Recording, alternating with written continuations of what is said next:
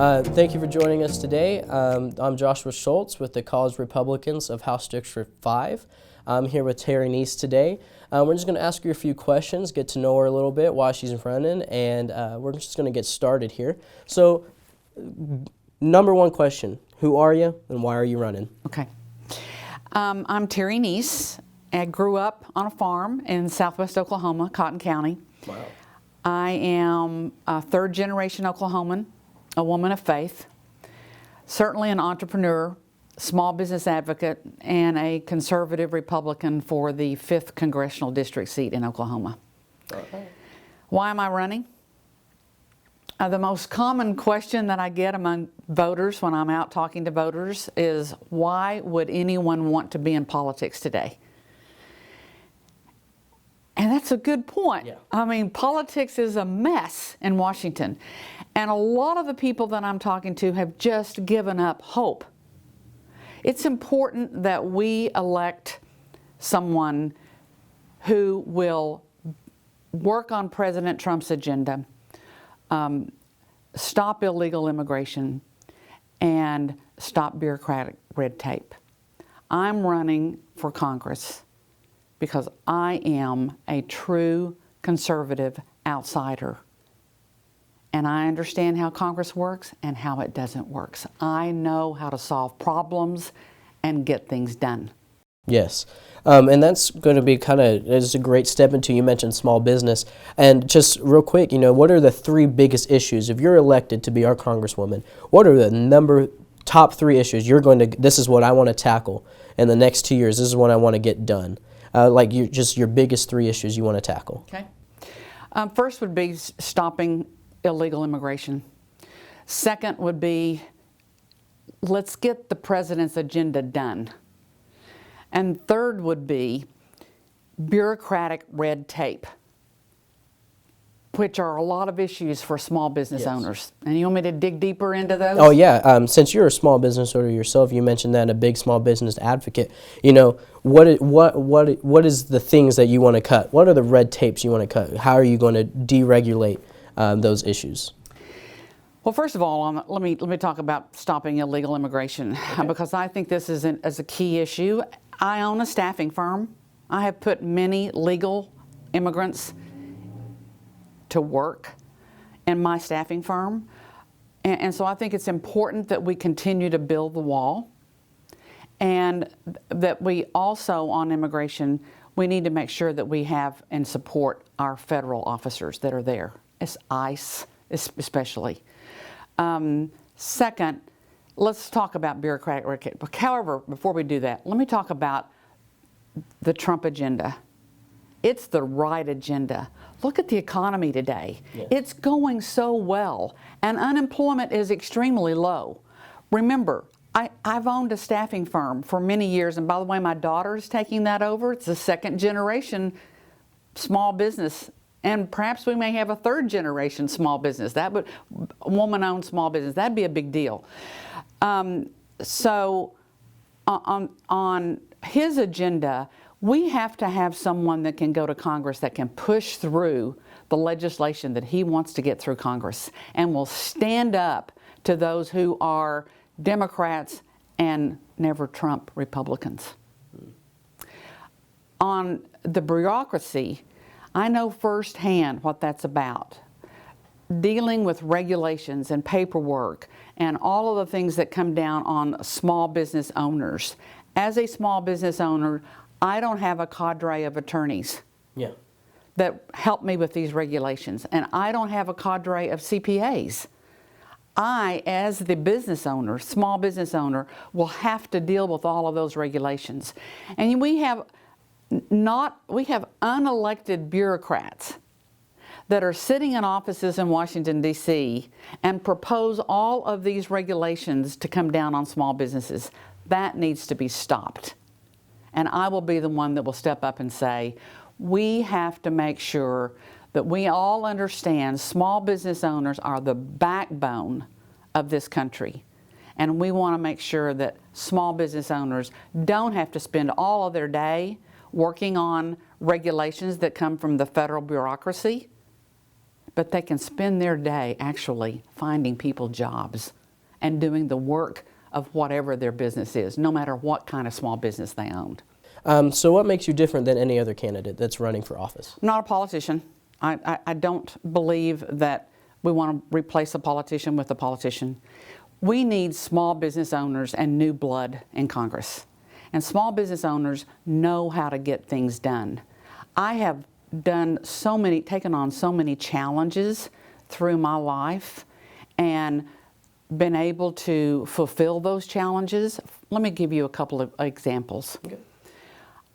When I started my business, 1 year after I bought a building on Route 66, that was torn up to build Interstate 44. And most people who've lived in this area for a period of time know when that road was torn up, I had no access into my building for 2.5 years. Wow. People would park on May Avenue to come in and apply for a job. 2.5 years. Think about what I was thinking about. I was thinking, how am I going to keep my business running? How am I going to keep it going? How am I going to find jobs for all of these people who need jobs? Today, by the way, there aren't very many people looking for jobs. But if they are, unemployment is very, very low. Yes. Very, very low. So it's difficult. We search day after day after day after day to find people jobs. 6 months after the highway was opened, my building was burned to the ground by a couple of teenagers that busted into 3 buildings on my block. And I lost everything I had because everything was in paper. We all pulled together as a family business and made sure that we were able to be successful and rebuild that business. So I had 2 major obstacles to overcome in my business. In 2006, I received a call from the White House to help establish economic development in Afghanistan. I went to my husband and I said, I'm going to Afghanistan to help economic development in Afghanistan. And he said, no, you're not. That would be crazy for you to do that. And I said, no, it is a challenge for us to help other countries to build their small businesses. I've been working in Afghanistan and Rwanda for 14 years. We have graduated almost 800 people during that period of time, and they've created almost 16,000 jobs. Now, let me transition that to Terry Neese Personnel Services, the company that I founded and my daughter is running today. We have found jobs for over 37,000 Oklahomans. I am someone that can take on any challenge and be successful at it. And that's the kind of candidate that I will be, and it's also the kind of candidate that Oklahomans are looking for. Someone who will take on the challenges and get the job done. All right. All right. That's a great story. And just to go off of that, let's talk about, what are your views? Just real quick, I'm going to give you like 3 hot topics that are on the minds of voters today. And what is your, Second Amendment? Like, what's going on in Virginia? Let's talk about, are you for any form of gun control? Or are you like, if the military has it, you can have it type deal? Those are the 2 extremes. What are your views on that, just really fast? Yeah, by the way, my husband served in the Navy. Well, thank you for his service. I grew up on the farm.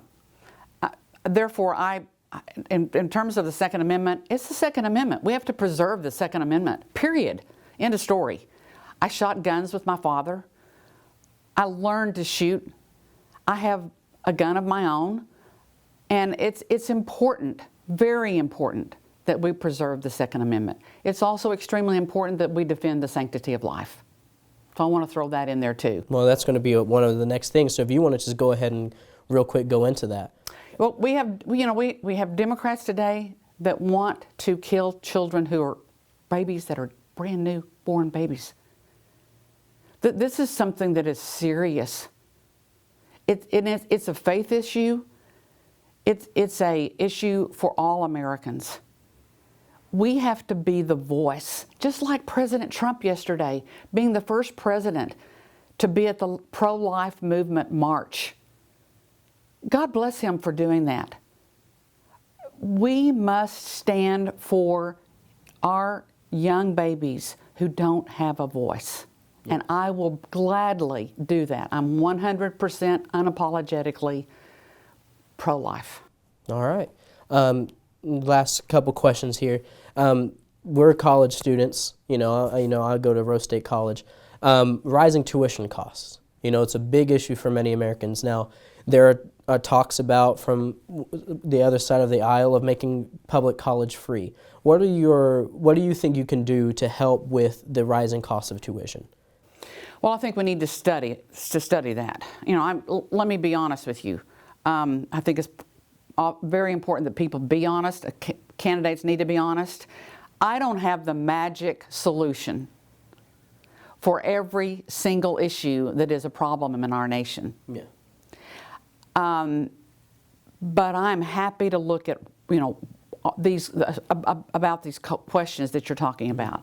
It's important. I mean, when I went to college, it was pretty reasonable. However, it was still costly for me. Yes. So I think we need to look at it. I think we need to figure out how we can go in and solve the solutions for all of you who are wanting to go to college and major in something that is viable for the United States of America, and make sure that we really look at what's going on in the college area. Okay, one last question, just a short answer. Biggest issue you see in House District 5? I think it's the big issue is making sure we have the right candidate, the qualified candidate to go to Congress. Okay. And in the staffing world, what I've done over a 30-year period of time is interview applicants who are looking for jobs. And my vision was for every one of those, we're making sure that we got the right fit. It's important that the employer has the right candidate and the employee has the right job and the right position. And matching those is what I've done all my life, just about, over 30 years. Therefore, we need to find someone, and I believe I'm that candidate, that can take on Kendra Horn, make sure that we have someone that can really challenge her and get the job done in taking that seat back. It's the key #1 seat in the United States of America. Almost everyone I talk to knows it. We need to win it, we need to own it, and we need to make sure we have the right qualified candidate to be in that seat. All right. Thank you for your time, Ms. Neese. Is there anything else you'd like to say? How can people reach you to help and join your campaign? Yes, NeeseForCongress.com. In addition, let me just say, I want to make sure that all of you get out and vote on June 30. I want to ask for your vote June 30th so we can go get things done.